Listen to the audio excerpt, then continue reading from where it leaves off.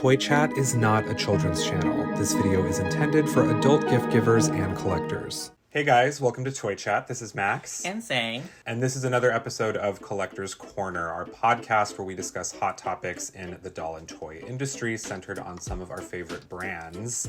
And today we're going to be having, I think, what will end up being a pretty interesting conversation. A pretty broad spanning one, I would say, regardless of what it is you collect. We're going to be talking about difficulties in the current climate, basically obtaining really hot collectibles, and kind of why it's such a hot button issue in the toy industry right now specifically.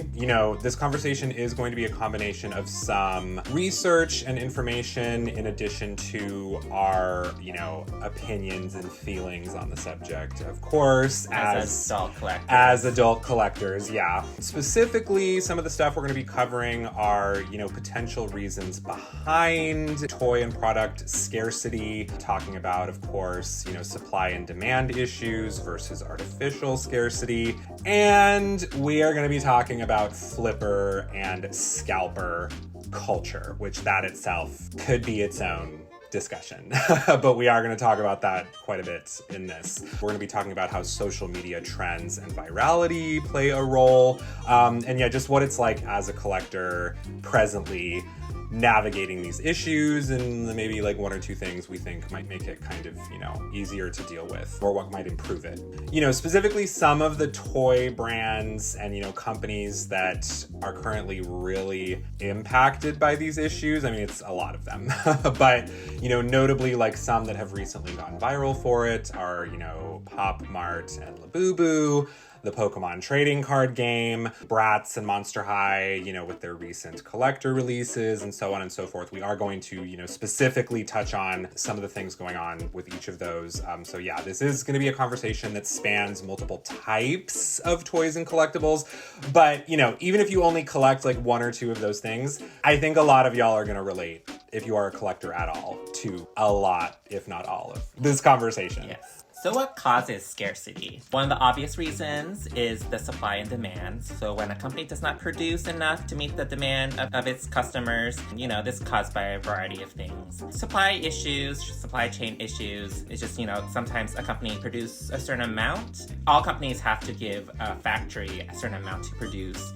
And when, they underestimate what the demand for a product is, or they're sure about a certain amount, then that's all they're going to produce, which, can cause an issue about producing enough for the consumer. There's a lot of stats and articles out there indicating that the toy industry has kind of been experiencing consistent growing pains, supply chain problems really ever since the pandemic. Just one of many ways that the pandemic universally and permanently changed a lot of things in the world.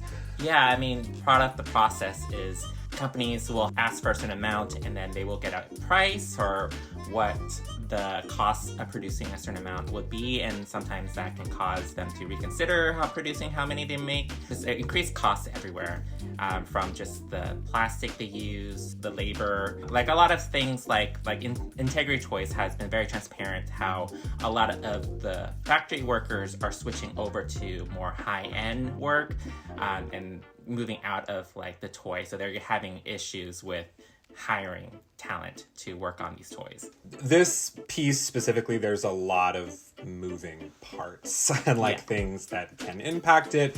And of course there have been outright shortages in the past couple years. In particular, there was a full across the board toy shortage in 2021, which of course, the world was still very impacted by the pandemic at that time. And presently there is a Pokemon card shortage, and so much so that it prompted a response from the company, noting that they're working on producing more and trying to meet demand. We'll talk a little more about the specifics of that later. Then, of course, we also have artificial scarcity.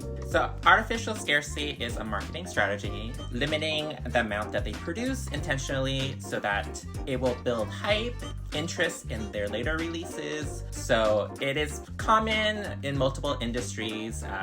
You know about diamonds, that's a very common one where, you know, diamonds are not that rare. Lab-grown diamonds specifically are actually quite easy to produce and things like that. So again, it's artificial scarcity. It's like very prominent. Yeah. Of course, a big part of the appeal is it gives the perception, that a product is exceedingly rare or like very difficult or expensive to produce when this is not necessarily the case.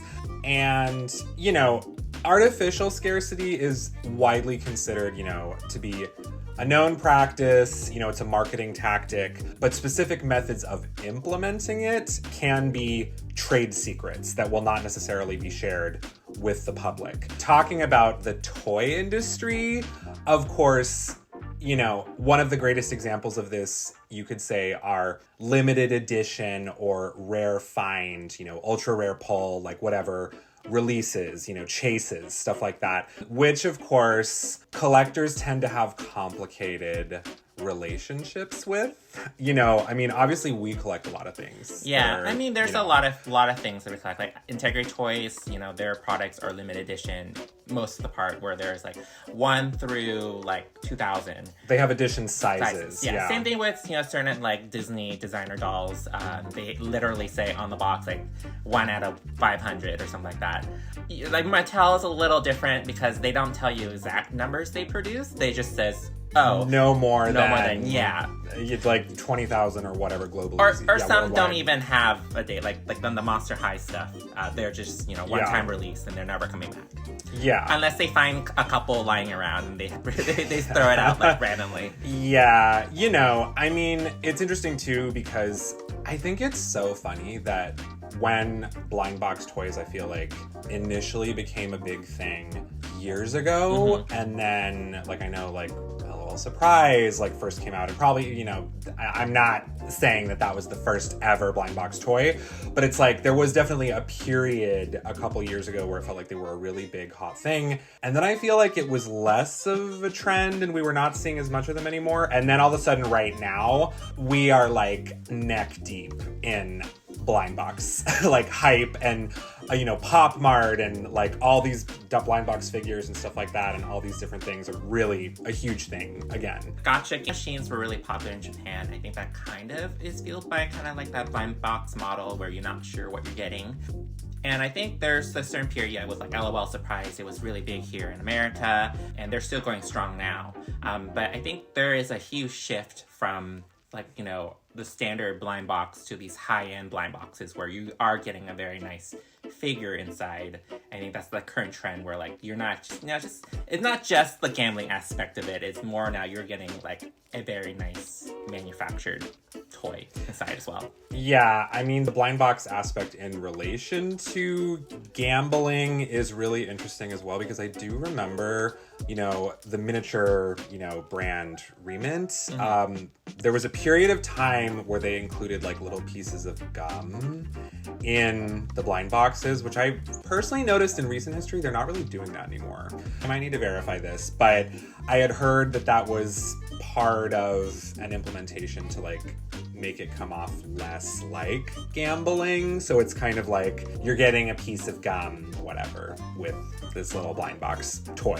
Gacha games are kind of like Japan's, you know, vending machine model that is pretty much blind boxes. I know it's kind of interesting because in Japan, like, gambling is illegal. So what they do is you receive little tokens and you can't redeem them there at the location that you played these gambling games are. It's literally next door where you can exchange those tokens for actual money or prizes. Blind boxes and gambling toys and merchandise is a very common thing, like Chuck E. Cheese. You know, you can redeem, you know, tickets for stuff or prizes. Yeah, I mean, it's an aspect of a lot of even what would be perceived as, you know, young people targeted entertainment in general, because even like in games there's like gacha, which by the way, if for whatever reason, if you're not familiar with gacha, it was really funny. I was talking to a friend recently and using the term gacha, and she was like, oh my gosh, it is a gacha, and I'm like, no, like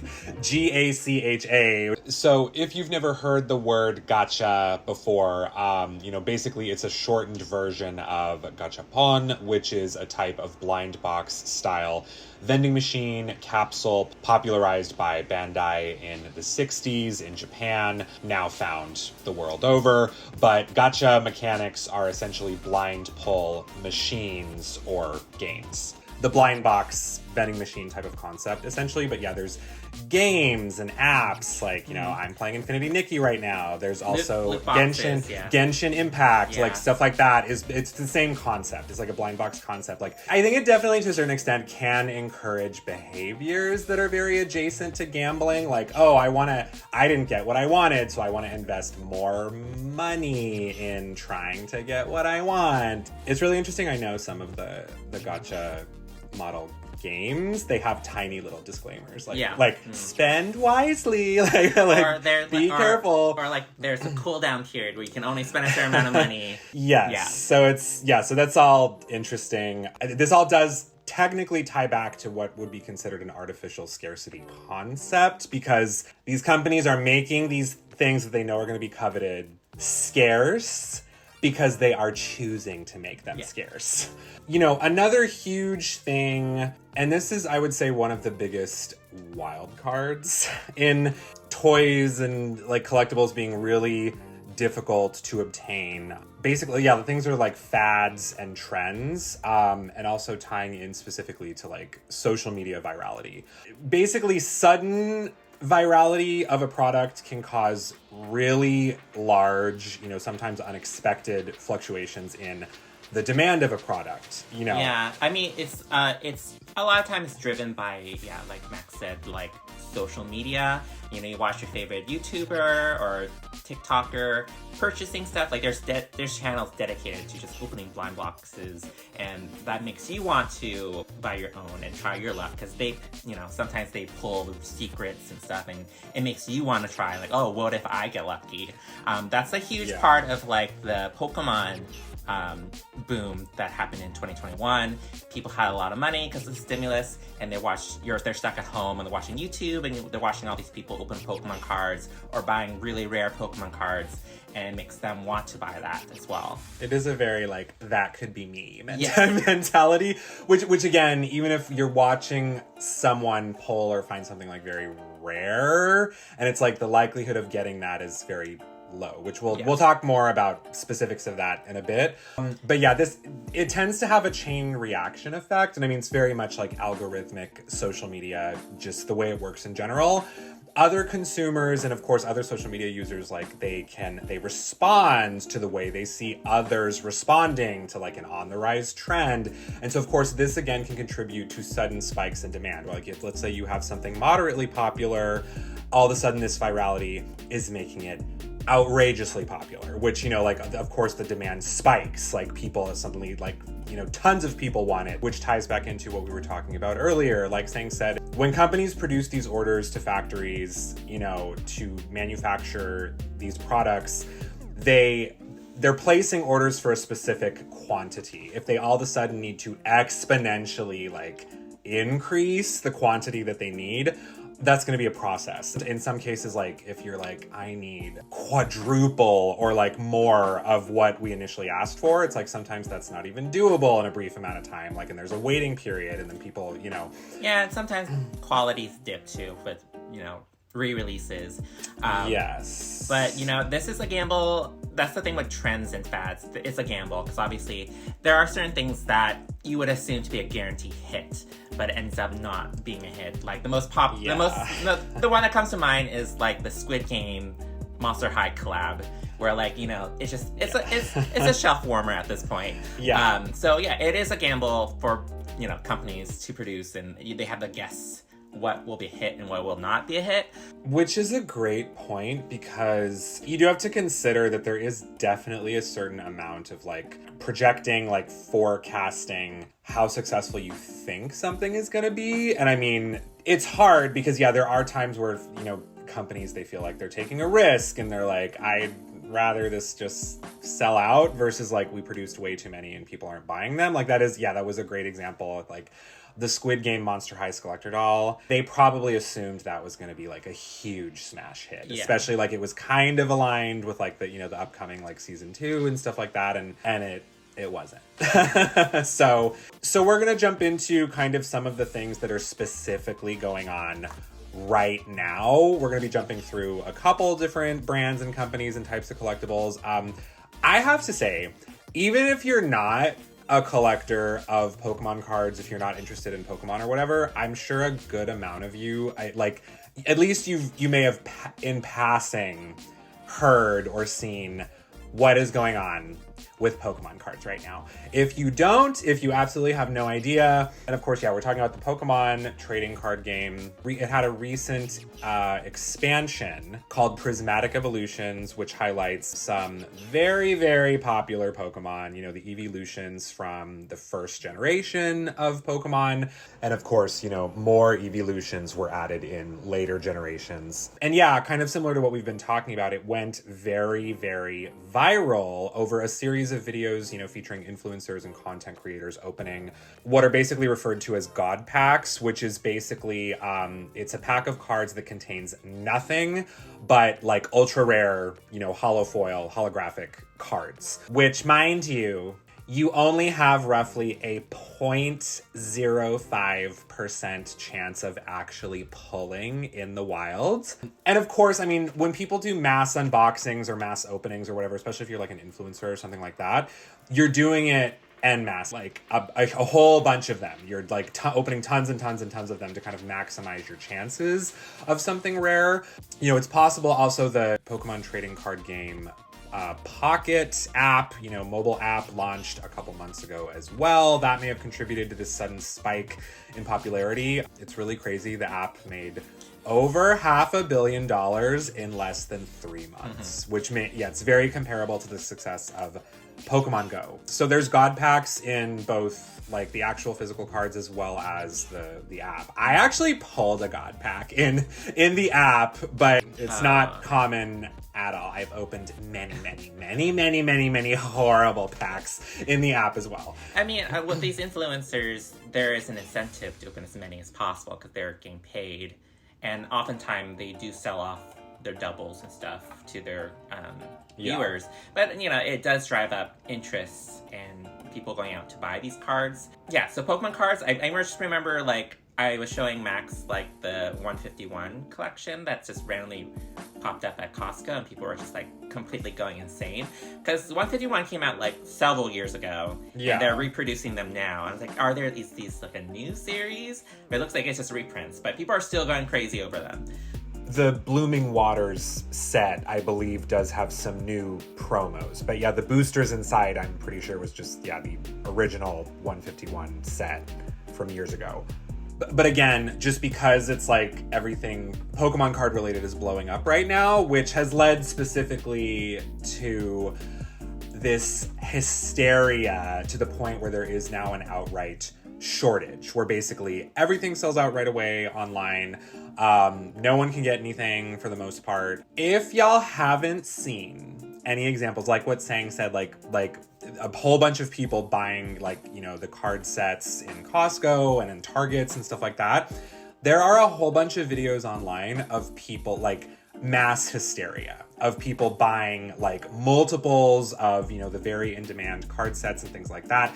I've seen videos of people getting like violent with each other and shoving each other. Oh, there was this popular video where like a guy was carrying like 5 of them and he trips. And then he's on the floor, instead of helping out the other people, just grabbing his boxes and just leaving them on the ground. And it's like, it's just so crazy. It's insane. And of course, you have to guess that these people buying several multiples are most likely scalping. We'll get back to that. Put a pin in that. But yeah, all of this craziness it prompted a response from the Pokemon company where they shared on their socials. They're like, they apologized for, there's a shortage, and they said, yeah, we're working really hard on heavier distribution and restocks. We have not seen the fruits of that yet. Personally, there, for the most part, is not a single, like even older series and stuff like that, there is nothing Pokemon card related in our local Targets or anything like that. So it's insane. Another side of the toy world, which we have previously talked about on this channel, we did a whole video dedicated to Labubu, Pop Mart's famous character. I feel like Labubu is, step aside, Molly, like Labubu is the mascot of Pop Mart at this point. I feel like a lot of doll collectors are getting very, very into Labubu right now. Labubu's popularity is exploding. If you, for whatever reason, you're not familiar with Labubu, go check out our video. We did a whole video explaining her lore, her rise to fame, and how popular she is. That craziness over her being hyper popular and like inability to meet demand has definitely been continuing. They're getting better with certain series, like, the Have a Seat series with the sitting Labubus it's getting a little easier to obtain, but there is still, if you're based in the US, I know there's some people who are lucky enough to live in certain regions, mostly in Asia, where it's like Labubu's a little more readily available, but in the US, demand is not being met at all in the United States. Labubus are never like readily available to buy by official means at standard retail price. Like, you have to be ready to go when they restock. There were 2 recent drops. There was a coca-cola collaboration, and the Checkmate series. It's kind of like chess themed, it's very cute. Both of those are gone. I mean, 60 seconds. I'm dead serious. Like, the doll collectors and all that, we've things about selling out in minutes. I'm not kidding when I say 60 seconds. They are like, they're gone in under a minute. Really, you have to be lucky enough to like get through. And there's been accusations that Pop Mart's website has a serious bot problem. We're going to talk about bots more in depth a little bit later, but another problem is not limiting quantities, which I know, y'all, no matter what you collect. I'm sure every collector gets frustrated about like quantity limit issues, or like, a company not limiting how many a person can purchase. Sang and I, for the longest time, we're trying to obtain the pronounced collab with Labubu, Wings of Fortune specifically, which is like the smaller plush. Could not get it to save our lives, even when like the Pop Mart store near us was actually selling stuff in person. They're not anymore because people were getting too crazy. But the quantity, the purchase limit for this one specifically was 2. It ordinarily... interesting. It was 2 at our location, but a lot of location was limiting it to 1 per person. Yeah. So there was kind of like a weird, inconsistent like policy across the board with these. But yeah, we had the hardest time obtaining this. Yeah, I mean, I got lucky enough that Sang and like his sister were able to get 2, and they gave me 1. But it's hard because it does create a situation where if the maximum quantity is 2, especially if it's like an in-person drop or something like that, everyone in line will be purchasing 2. Yeah. Like, guaranteed they will be purchasing 2. So really it's like they say, oh, we have a quantity of 60. If you're not in the first like 30 people in line, you're not getting 1, essentially. Yeah. So it's a very frustrating situation. I think with Pop Mart, and it's kind of crazy because if you are a Pop Mart collector, we've seen this issue kind of spreading to like other of their lines, like even, Skull Panda and like even Crybaby and stuff like that. The plush drops for those, even like Hachi Poo Poo. Like Hachi Poo Poo, a lot of you might not even be familiar with Hachi Poo Poo, but that's Pop Mart line 2, like the Hachi Poo Poo plush, like sold out immediately. So yeah, it's kind of interesting how Labubu is creating like a trickle like effect of a lot of other Pop Mart plush just instantly selling out again, because there's a huge trend of, the hanging plush and, Lisa of Blackpink influencing everyone to do the little bag charms, which we talked about that at length in our Labubu video. So yeah, it's it's stressful to be a Pop Mart collector. And it's actually really funny because it's like, oh, you know, it's like our Labubu video did really well. Like it ended up being one of our most viewed videos like ever, which, you know, I'm very grateful for. It's awesome because we put a lot of work into that. And it's like, I don't know if it would be very easy for us to like cover Labubu anymore on our channel because of how outrageously hard they are to obtain, especially like new ones. So that's a really interesting situation. All right, doll collectors, lock in. We're going to be talking about this side of things with dolls. So in the past year or so, I would say most notably Bratz and Monster High have had, of course, you know, collector drops that were very high profile and did not meet demand. You know, specifically the Mean Girls Bratz, which we did talk about a bit in a previous podcast, a widely, universally, like, panned, largely considered to be mishandled launch. It prompted, from what I saw, a really negative response from, you know, the Bratz community. A lot of fans could not obtain the dolls. They were resold for huge markups. MJ did kind of respond to that in a positive way. They did produce more of Katie. I think Katie was the first drop. Yeah. So when Regina was about to drop, they did produce more of Katie, and they announced that oh, we're gonna have some Katie available the same day. So collectors who missed out on Katie was able to have a chance to purchase her. So that was nice. I'm not quite sure at the end if they met enough of the demand, but we haven't. I mean, they're not available now. Oh, of course, but yeah. But enough that it didn't quite create the same negative response as the first drop. Yeah, they improved it a little bit. I mean, the very initial one, Katie. Yeah. People were ready to like boycott Bratz. Oh, yeah, They were so mad. They're like, I'm done with you. Like, never again. You know, and there was something very similar. I mean, you could apply this, I think, to multiple Monster High Skullector drops. But the Nightmare Before Christmas one caused a lot of fanfare. We reviewed those dolls as well. And I remember even reading like articles, like mainstream articles about that drop. Because of course, like Nightmare Before Christmas is a very like universally, like, you know, and in the US and globally, I'm sure to some extent, hyper popular, you know, Disney owned property. You associate that with like Halloween.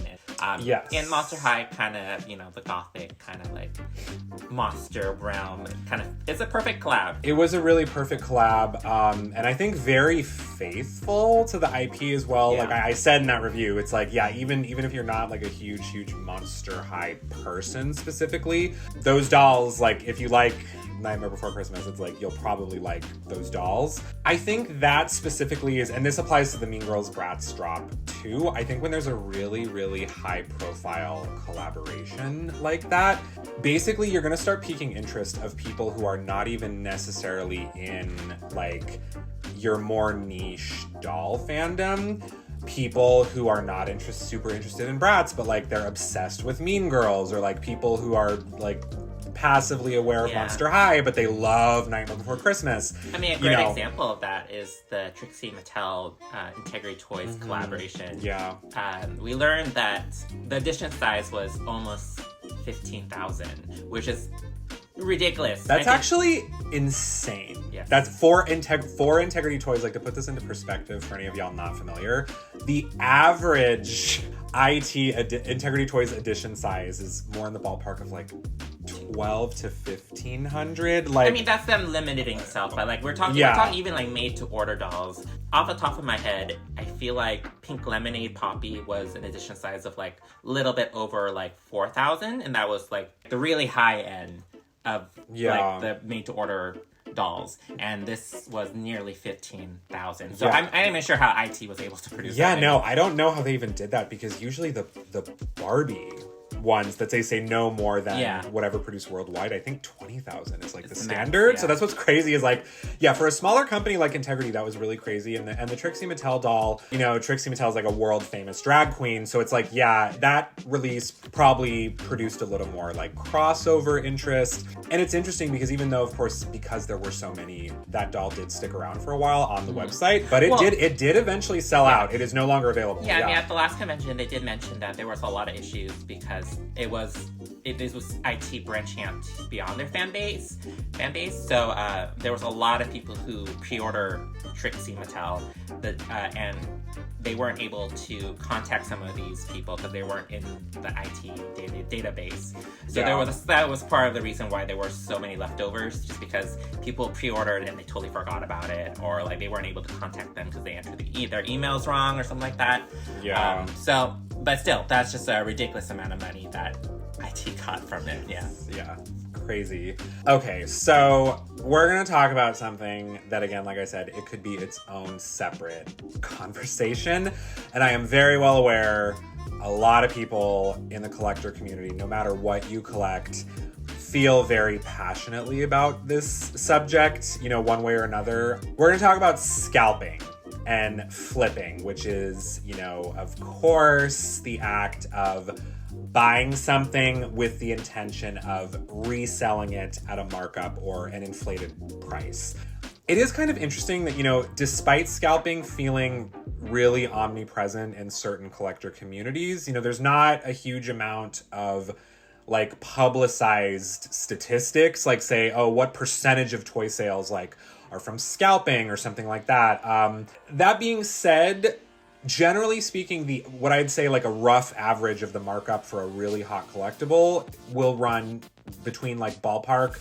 The average scalper is going to be trying to make a minimum of 2 to 3 times return, basically 2 to 3 times the retail price of what they purchased the item for.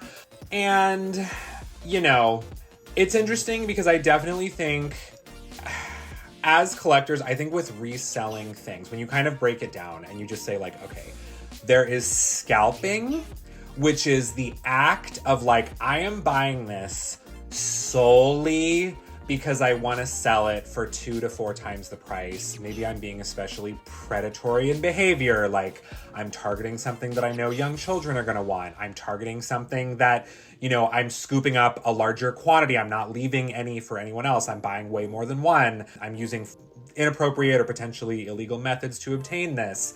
And then you have, reselling or selling something off in your collection that may at the time be worth more than it was when you bought it. But it's like, you may consider it like a financial necessity for yourself to continue collecting. I think there's a difference when we're talking about scalping. I think we're talking about like hot new items that just came out on the market, and then more of like, I'm selling off my collection because like it doesn't no longer interest me, or I need to make some money down the line when there's a bit more scarce. The product is no longer available, and that's something different. Scalping and flipping is more like, it's a hot in-demand item that I'm picking up now to resell right away. Yeah.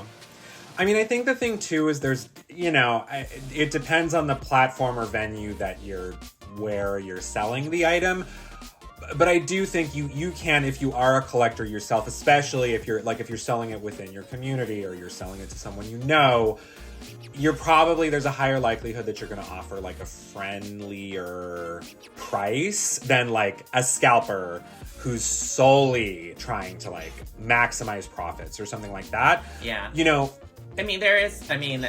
Max and I have experienced crazy scalping before. Like we used to be really big into Funko Pops, and we used to line up at like Hot Topic when new releases come out, and Funko does this thing where they have chases, so like a different colored or different pose, 1 out of 6 pop figure of the releases coming out. And there's certain situation. There was one time where like we stood in line, and then randomly a guy made a mad dash in. He wasn't in line. He cut. Yes. Yeah. And he grabbed a chase, and he was trying to just buy it. And everyone got really mad at him. I'm not quite sure what happened at the end, but we were able to get our the ones that we wanted. They did not sell it to him, luckily. But unfortunately, because Sang was trying to like assist with the situation, he didn't get a chase, unfortunately. Yeah. But and is just horrible. I mean, I will say, like what Sang said, we have met some people in person who I definitely would have identified as like scalpers. Like they are here to sell something at a markup. And that's it. And like Sang said, yeah, we encountered it a lot like in the Funko community. There was one time, y'all, I was in line to buy the Jeffrey Giraffe Funko Pop figure at Toys R Us, RIP, when Toys R Us was around. And it was like the most dramatic toy buying experience of my life, aside from the story Sang just told. Like it was, so literally I went in there and they limited it to 2 per person. So Sang was not with me at the time. So I bought the 2 because I was getting one for myself and one for Sang. And then there was a family in front of me, a mom and a dad. And then there was like a group of dudes behind me. When the couple in front of me bought 2, the dudes behind me got really angry and they started like yelling at like this couple saying like, oh, it should be 2 per household, not 2 per person, because both basically the husband and the wife each respectively bought 2. So they bought 4 total. And I had seen them before in other Funko lines. We got to know some of these people. They're for sure reselling some of this stuff. And it was so dramatic, y'all. Like they were, all of a sudden the couple got really mad in response and they started like cussing like these dudes behind us. And then the cherry on top of this whole situation was like, I got mine, they figured out theirs, whatever.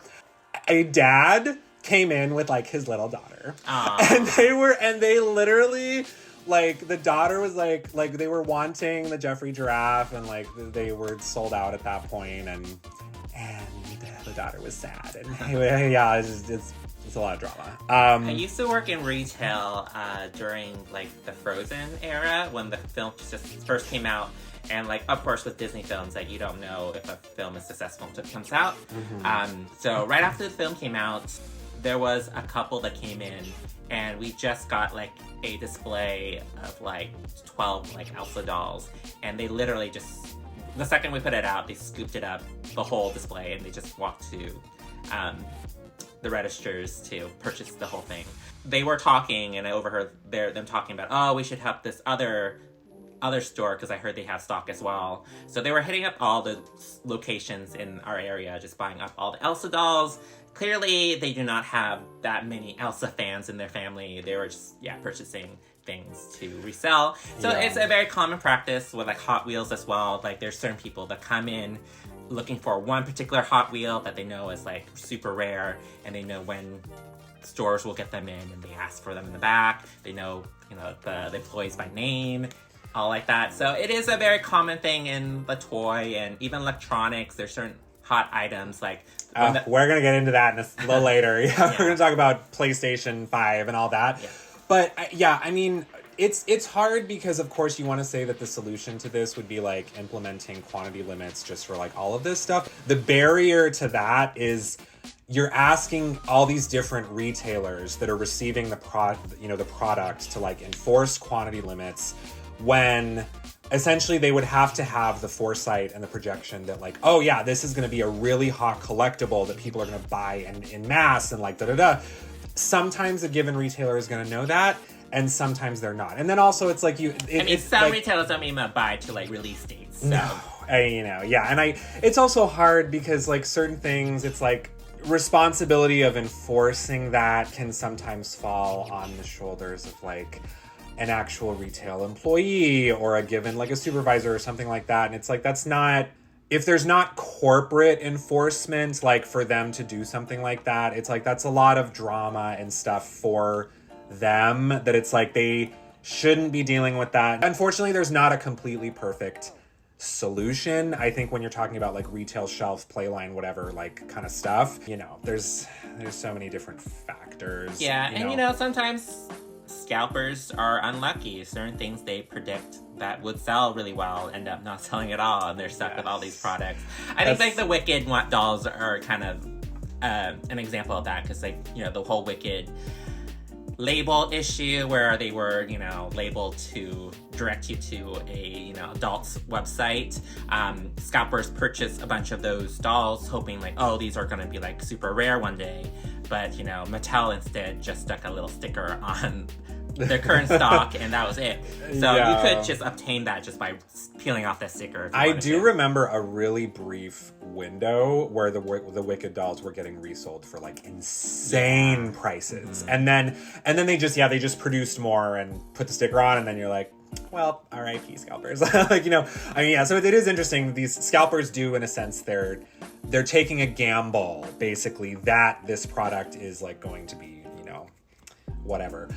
Another thing, and unfortunately, this is something that's really tough to combat, and I would say it's almost like something that operates more stealthily in the general public's eyes, because the average consumer is not going to have very many ways to like verify like or quantify like this going on, specifically with bots.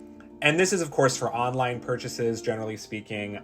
You know, bots are basically automated scripts or software that mimic the behavior of a human buyer on a website, but at exponentially higher speeds.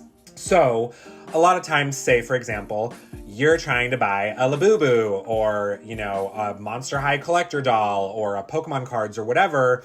And then you're like, oh my God, I was like clicking like mad, and like I was going so fast, and I already had my payment information saved. Like, how is it even possible that like this didn't go through? The answer to that is there are technically multiple factors, but bots have an edge up because of, you know, basically the skills and techniques that they implement and the speed that they can move at. A lot of times these are utilized by dedicated or, you know, tech savvy scalpers, but not necessarily 100% of the time, because there are scalper communities on Reddit and otherwise where some bots are shared. Some folks who do not have their own proprietary software or whatever, they can get it from others. They can partner with other people who are doing something like that.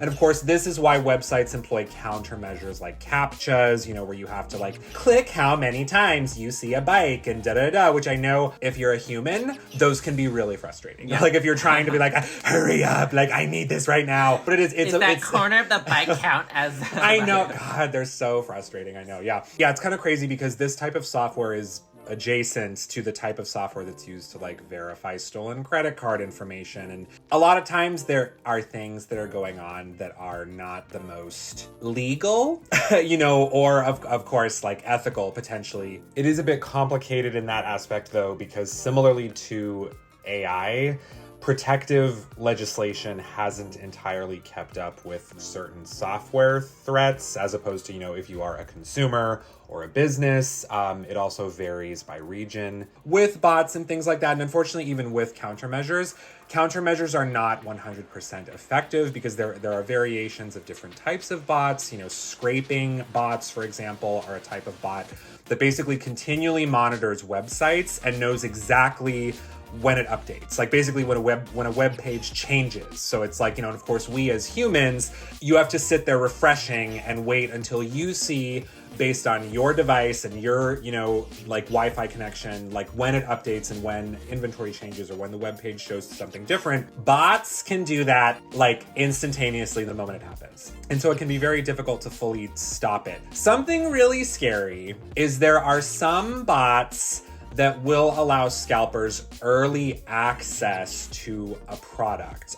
One type of bot, or basically kind of a method of bots, it's called footprinting, where basically it does a search for live web URLs that have not been made public. So I mean, I guess you could say in a sense it's a form of like hacking. Yeah. Kind of, where they know they can basically gain access to a web page that a given manufacturer, company, whatever, has not like released to the public.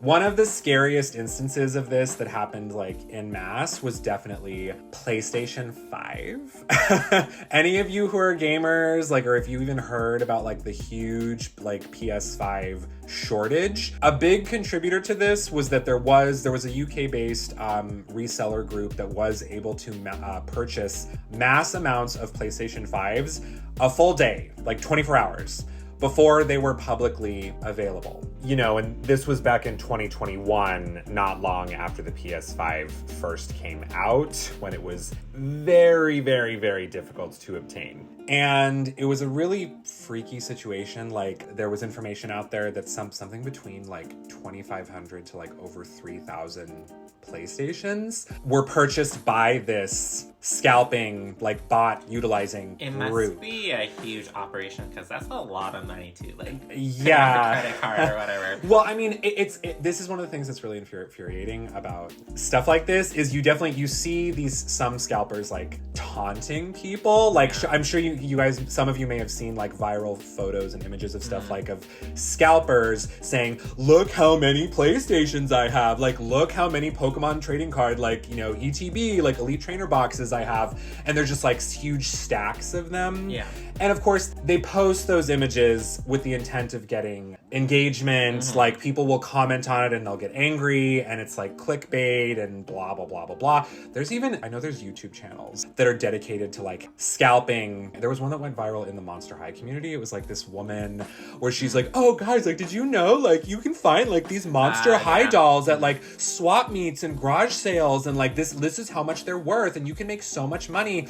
And the collector community, like, I know, flooded like her comments and was like shaming her. And it's a lot of really freaky stuff. You know, bots suck. I mean, I know, again, we've talked about like Funko's website having issues with bots, Pop Mart having issues with bots. I'm sure, yeah, like Monster High, Mattel Creations, like stuff like that, there have been bots, and they try to fight the bots, and it's not always, you know, effective. But it is an interesting, you know, challenging time to be a collector. So if we have our final thoughts on this, you know, and I know people, you want to like point a finger, you want to be like, who's to blame for this? Like, what's the big problem? I know I personally have seen a lot of collectors like leaving comments and saying things like, you know, I blame influencers, or like, I hate scalpers, and I blame scalpers and scalper culture and da-da-da and stuff like this. I mean, if I were to be brutally honest with y'all, with our audience, and you know, we are known for that,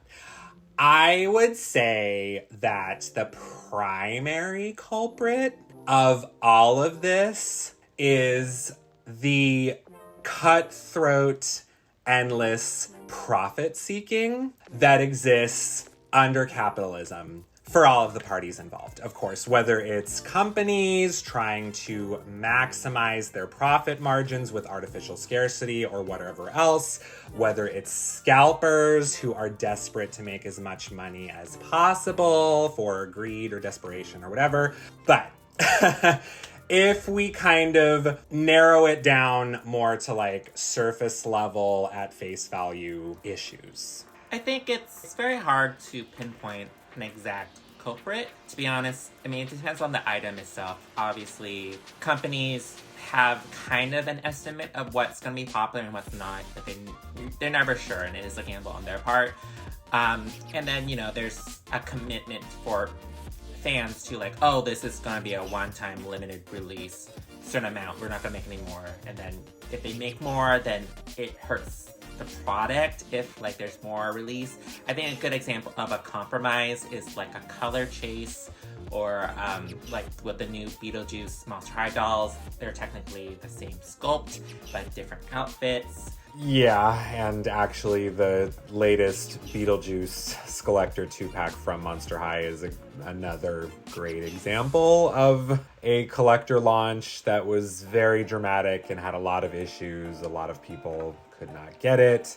It was a confusing drop, you know, information-wise. But yeah, in this case, it softens the blow a little bit because you may already have owned something similar. So this is kind of like a second chance alternate, basically. Yeah, there's certain things I do agree companies can do to kind of soften the blow, or even to make something rare a little easier to find or obtain, or offer you a serviceable alternative that's like similar. I mean, we recently talked, I know a lot of people, there's been kind of tumultuous like responses to Barbie, you know, like Barbie releasing a Chase doll. I mean, we reviewed her, and we talked about how it's like, on the one hand, even though she's rare, it's like there's methods of finding her because she has her own barcode, and she's wearing the exact, well, very, very similar, like, outfit and accessories as the main blonde Barbie. So it's like you can get something. Yeah, but I mean, obviously you're not buying her for her outfit. You're buying that is true. Yes, that is the sculpt. Yeah, yes. I mean, Funko has done that in the past, where they produce a different version of a popular, rich, like, old Funko doll, like in a different outfit or a different pose or reproductions something down the line or variants or whatever. Yeah, but sometimes that works. Sometimes they oversaturate the market with, like, I don't need Captain America holding, you know, a present or something. A gingerbread man cookie or something. Yeah. So there is the flip side where they can overproduce something and it just devalues everything and just more plastic waste that no one's buying, you know. And then there's scalpers, and of course scalpers can take a loss too, and then they, you can get certain things for a lot cheaper because scalpers can't sell it off. It's really hard because I know there's an aspect of this for collectors that like we don't like admitting that it's like a type of appeal, because you're kind of like, oh, I own something that's like rare and like hard to obtain, and then you get excited like when you have it. You know, it's almost like there's like a little like switch, like a trigger like in a collector brain, where it's like you see a new product and you like it, and then you learn that it's going to be limited or rare, and it's like it flips some sort of switch for different people. I definitely though do feel like, and I feel like that this number of people is kind of growing, where there's like a fatigue setting in a bit. It's probably more so for long-term collectors, where they're kind of like you're like, I want this, but I'm not going to be able to get it, and it's like I don't know if I want to deal with that. As we get older, I mean, obviously, Max and I used to do the crazy, stand at midnight and wait for something to come out when the store opened. I mean, and there's certain things. I've done that for like certain things. Well, never midnight, maybe like 6 a.m. and they open at like 10. But it's harder for us to do that. We've never fully camped out overnight with a sleeping bag, I have never done that for a toy, but I have done that for Twilight. I did that with Oh my god, we did. Yes. That's so hilarious. Yes. That's true. Yeah. I mean, it's just like if the scalper price is like $20 more than what I would have spent, standing out, then maybe I'll pay for it. And I am part of the problem. I think if we want to make a change, we do not buy scalper things.